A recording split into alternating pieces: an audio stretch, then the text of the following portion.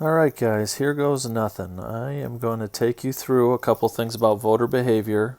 Now, I'm going to preface this by saying I despise hearing my voice read back to me, so this is likely going to be one take, so it might be a little bit of a rough patch, but we're going to give it a shot, all right? So I'm just going to do a little introduction here before we get into actual voter behavior. Okay, so this Unit 5, is political participation. Okay, it's just examining all the different ways that citizens are linked to, the policy making process and whatnot. Okay, so here's kind of an introduction that shows, uh, you know, the multitude of different ways that people can participate in politics. This little graph over on the other side is actually a little picture over the other side. It's a great way to kind of break it down, right? So on the bottom there, those bottom four things, you have your spectator activities. That's what we do, right? That's what people like us generally do. You vote, you talk about it, you try to talk someone in, we all wear our little stickers after we vote, so on. Okay, moving up the ladder, transitional activities, contacting officials, actually donating, going to political rallies, and then you're working your way all the way up top to, contributing time in a campaign, maybe going door to door for a candidate that you support, being in a party, potentially running for office, of course, is kind of the top thing. All right, so those are all different ways that we can actually kind of influence the process. What we're going to start with today is specifically talking about voting, though. Okay, and this process is affected by many things. It's affected by voter registration policies and statuses and so on. All right, so let's first talk about the electorate. I'm going to pull back up your review packet. Okay, so let's start here. Let's talk about voting rights, how they've been changed by the federal government. All right. So, and this stuff, I think mainly will be kind of review. I think you guys probably know most of this. All right. So the 15th Amendment, I'm going to imagine you remember that's a Civil War amendment. Okay. So 15th Amendment says that you cannot deny anybody the right to vote based on their race. Right. 17th Amendment, one of you guys might remember, progressive era, trying to make America more democratic. The 17th Amendment, we went to a direct election of United States senators. Remember, in the original Constitution, that was, the U.S. senators were elected by our state legislatures. Okay, obviously, you should all be familiar with the 19th Amendment because of its anniversary and whatnot. Cannot deny the right to vote based on gender. So this is the Women's Suffrage Amendment. Looking later on, this should be fresh in your minds from the Civil Rights Movement.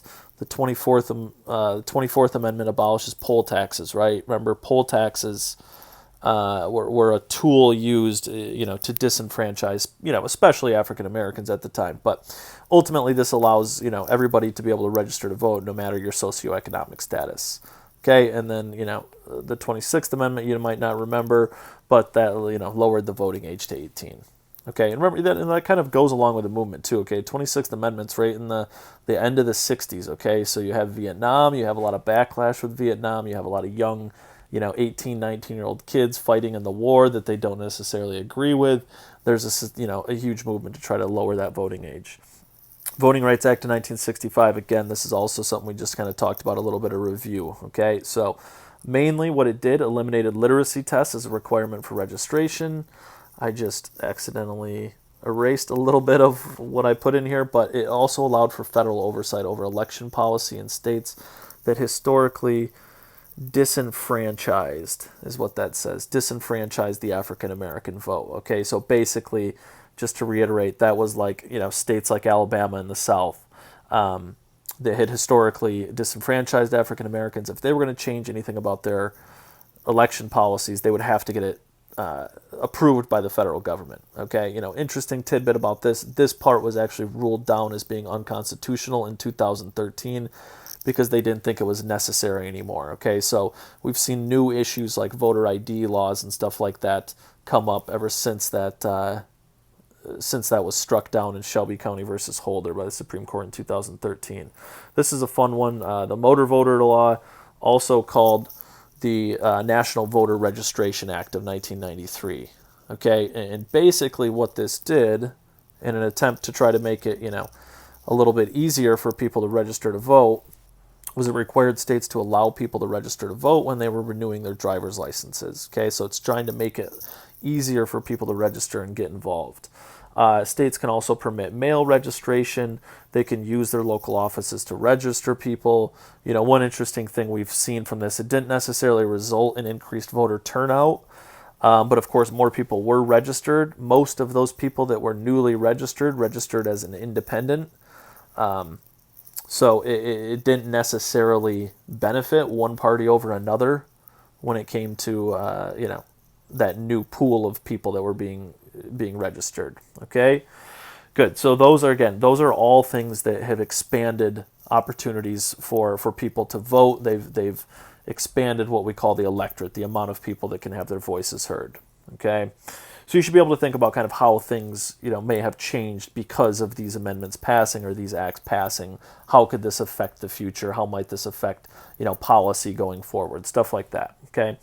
Next, we're going to look at the 4 models of voting behavior. Okay, and again, just to show you real quick, these are in your slides too. If you ever want to look back and go a little bit deeper. All right, but I'm just going to stick to your review packet. Keep it simple. Okay, so the first method is the rational choice model. Okay, basically, what this is saying, okay, a person that acts with rational choice voting is examining all of the issues, everything that's going around, and ultimately they are making their decision on what's in their best interest. Okay, so maybe if they're a business owner, they're of course probably going to likely favor a candidate who supports lower taxes and whatnot for businesses. Retrospective voting. Retrospective voting is voting based on what the party or candidate has done in recent past. It's an easy way to sum it up is basically, what have you done for me lately? Right? If maybe there's a tumultuous 4 years where one party's been in control or something like that, then there's likely to be, people are likely to change gears if they are thinking retrospectively, like, okay, you haven't done this last 4 years, therefore I'm going to change my vote. Prospective voting is kind of the opposite of that. Okay, it's voting based on predictions of how a party or candidate will perform in the future. Okay, so that would be, in 2008, you were faithful that President Obama was going to bring back hope to the nation, or in 2016, you were confident that President Trump was going to make America great again, and that's why you wanted to elect that person. Okay, so it's basically assessing what you think they'll be able to do in the future. Okay, party line voting is something that people have tried to kind of shy away from in recent years, but it means straight ticket voting. Okay, and basically what that means is you go into the voting booth and you vote for every candidate that falls in line with your political party. Okay, so, and actually most ballots back in the old days, they don't really do it that much anymore, but some ballots you could go in there and there would just be a bubble at the very top that said straight ticket, Democrat, Republican, or whatever else. And you could just, by filling out that one thing, that would vote for every Democratic candidate or every Republican candidate. Okay, now a lot of them have tried to change that to decrease the straight ticket voting and whatnot. Low turnout in what contributes to the low voter turnout in America? I'm going to pop over to slides 9 and 10. You should probably try to jot down a couple of these things. All right. So, we are very poor in voter turnout, okay? So, as far as industrialized democracies around the world go, we're pretty low. So why is that? Well, we don't penalize non-voters. Some countries do that. Institutional barriers, from state to state, okay, a little federalism here, they have different voter registration laws. Some allow you, like California, some of you may even notice this, you can register the same day as an election. So if you were voting in the primary and you weren't quite registered, you can register the same day. But of course, a lot of other states limit that to, 30 days out. Having to register in the first place, of course, just creates an additional hurdle that keeps, that's something someone has to do to vote. So naturally, it's going to kind of decrease voter turnout. Political reasons, lack of political efficacy, voter apathy, dissatisfaction with the candidates. These are all things we'll talk about. I think you guys know what apathy is. That's just the attitude that you don't care. Political efficacy is this idea of like how much someone thinks that their contribution actually matters. Dissatisfaction with the candidates, whether or not they think that either of the people that are running for office can do anything about it. Of course, if they're dissatisfied with both, then they're much more likely to not vote. The 26th Amendment, this is basically just saying that, when we look at who votes in voter turnout, you'll see that, the younger people generally don't vote at a higher rate. So naturally, since the 26th Amendment was ratified, voter turnout's kind of declined. Okay, now when it comes to different elections, you should know these, okay? And based on the differences in elections, this is going to, it's really going to affect how the candidates go about things, right? So general elections in a presidential year. So November 2020, that is always when the voter turnout's going to be the highest. Why? Because it's presidents. Everybody knows who's running for president. It's publicized everywhere. That's one person that we generally think is the head of the country and kind of rules over everything. So that's the one that people see as most important. A general election, meaning, remember, a general election is when you are voting for the actual office holder. A primary election is when you're voting for who you want to be your party's candidate. Okay, general elections always have higher voter turnout than primaries. Primaries always have higher turnouts than special elections. So, for example, in District 25, Katie Hill resigned from Congress in her first year. So District 25 has a separate special election in May for that seat to be held until the general election in November. So turnout will likely be pretty low for that. Again, general election years, a presidential general election year will always have higher voter turnout than a midterm. You'll see some graphs and so on with that being demonstrated. So you can just kind of see, and then when you work your way all the way down to the bottom, local primaries are the ones that have the lowest turnout of any election. Okay, even like local general elections in LA County, it's usually only about a 10% turnout. Okay, so those are, of course, the lowest. That's kind of the hierarchy of how this generally works. Okay, so I'm going to go back. I'm going to pop back to the review packet for a couple minutes. Just kind of run through these things. So governing of elections. Who generally takes care of this? The state or the federal government. Sets times, locations, and dates. Generally, that's going to be the state. They kind of take care of all that. Judicial jurisdiction on election policy. That's going to be something that falls under both state and federal jurisdiction. Certifies elections results days or weeks after the election. Again, that's done on a state level. Drawing congressional district lines. We've talked about that with gerrymandering and whatnot. Remember, that's done on a state level. Enforcing civil rights legislation, setting dates for federal general elections. That's, of course, going to be in the hands of the federal government. Choosing format of acceptable ballots, how to file for candidacy. That's different on a state-to-state basis. Enforcing campaign finance rules, addressing suffrage and constitutional amendments. Federal government, of course. And then last thing, creating rules and procedures for voter registration is a state government thing, right? So that's why we see a lot of differences in how people register or how they can vote. From state to state. Some of you are probably going to see that firsthand if you move away for college. Okay, just a couple terms. Demographics. We're looking at demographic breakdowns, characteristic of a population, age, sex, race, socioeconomic status, stuff like that. We're going to be analyzing a lot of general differences in how people vote or who they vote based on those characteristics. Political efficacy. I just made mention of this a minute ago, but this is the belief that one's political participation really matters. Basically, again, believing that your vote matters. Okay, so when you participate in politics, if you have a high political efficacy, you see that what you're doing is going to make a change, and it does matter. Of course, on the other hand, if you have a low political efficacy, it's going to be what does it matter anyway? My vote doesn't affect anything. The electorate, that's another term you've already heard me use, but basically that just means all the people who can vote in a given election. Okay, so when I said all those, voting rights amendments expanded the electorate, that's what I mean. All right. Now, getting to demographics. So we're going to look at generally, and of course, this is obviously just, based off of data breakdowns. Of course, some are much stronger probabilities than others and whatnot. So, of course, this doesn't work for every single person. But this is the general trend we see, okay? Among men and women, okay? Men generally tend to favor Republicans. Women generally tend to favor Democrats. That's what we call the gender gap. Okay, race, whites generally vote for Republicans. Non-white generally vote for Democrats. Okay, and one of the things you could probably add to that when you're thinking about, like, building a coalition of voters and whatnot, among that non-white category, African Americans are by far the strongest supporters of the Democratic Party. At about a 90% rate, African Americans vote for whoever the Democratic candidate is. Education level definitely affects turnout, but it's kind of inconclusive as to which way they generally vote.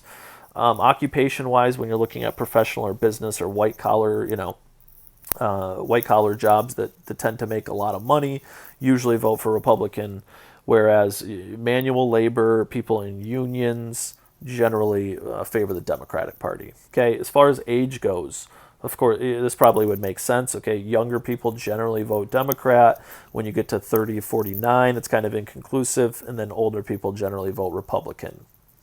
Okay, Protestants generally favor Republicans. However, Catholics I put over here in kind of the inconclusive. Catholics are kind of a swing vote. Okay, there's obviously different social issues that the Catholic Church has a strong stance that the Republicans favor, but then there's other social issues that the Catholic social teaching and whatnot some Democrats might favor. Okay, as far as area, generally the East Coast is usually voting Democrat. Okay, think Massachusetts, New York, states like that generally tend to vote Democrat. Midwest, I put over here in the inconclusive. I guess you could say that most Midwest states probably tend to vote Republican. However, there are a lot of traditional Democratic states and battleground states that have traditionally voted Democrat. So that's why I put that one in the inconclusive category. The South, the South is the solid South. As of late, they've been solid for the Republicans. And out west here, generally, when we're looking at the West Coast, tends to vote Democrat for sure. Okay. Other couple things I wanted to mention really quick. Voter choice. Explain how each of the following factors influences a voter choice in an election. Just a couple things. Ultimately, the strongest indicator, and I should probably put this in here, the strongest indicator of how someone's going to vote is if they affiliate with that party. Okay, so if someone says that they're a Democrat and they see a Democrat running for office, that's going to ultimately be the thing that influences their choice the most. Okay, strongest indicator of who someone will vote for.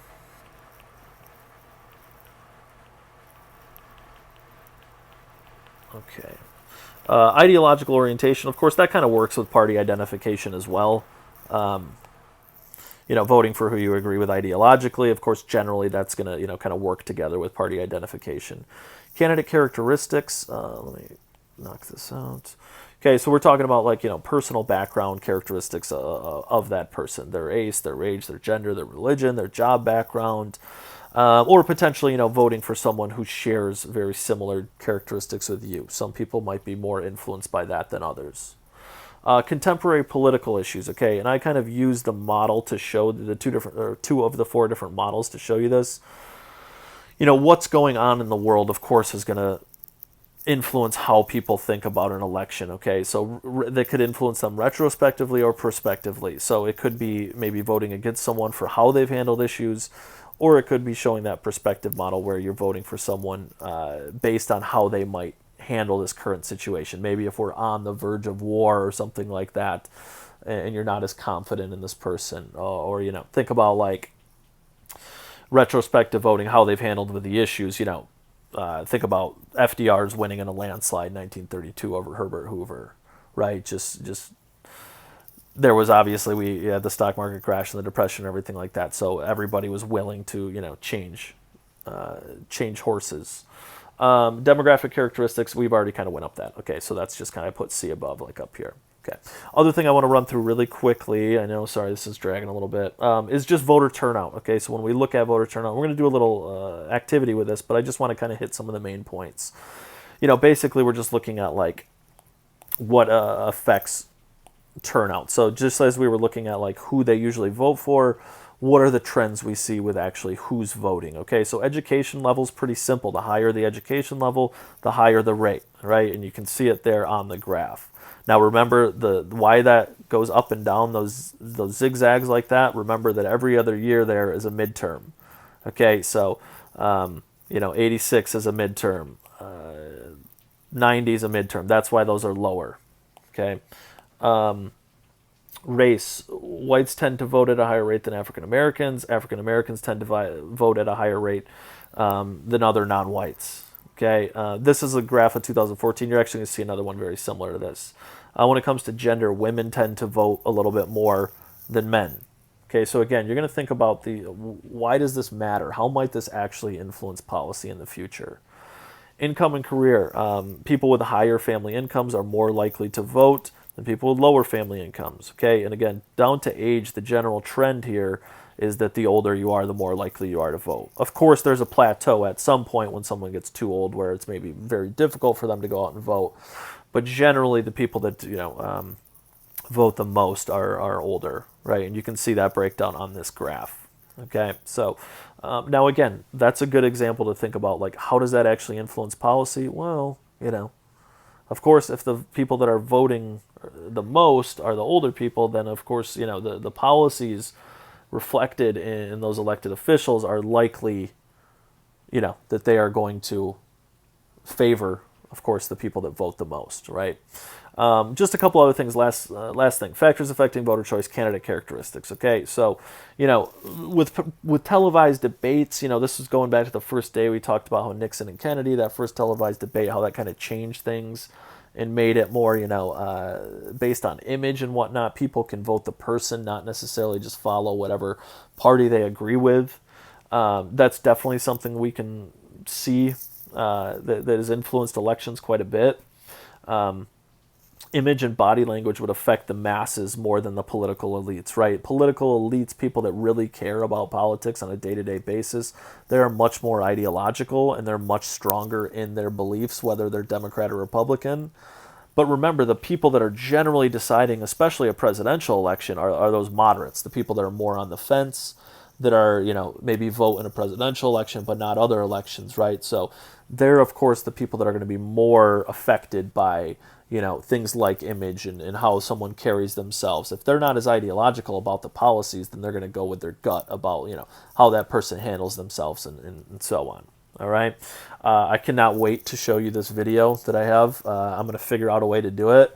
It's literally my favorite video in the history of the internet, but it's talking about, political candidates and how they present themselves. So hopefully I will get to show that to you live on a Canvas conference here pretty soon, because it's an all-time one. All right. So feel free, go back, rewind, jot some stuff down, make sure you get those sections of your review packet. Contact me if you have any questions. There will be a follow-up assignment that we do with analyzing voter turnout and kind of looking at the different models of voter behavior and evaluating them. So hopefully this is helpful. We'll see. First try. I'm probably not going to listen to it back because it makes me cringe, and I'm probably just going to crawl into a ball if I have to do that. So I'm going to stop now before I talk myself into a stupor. All right.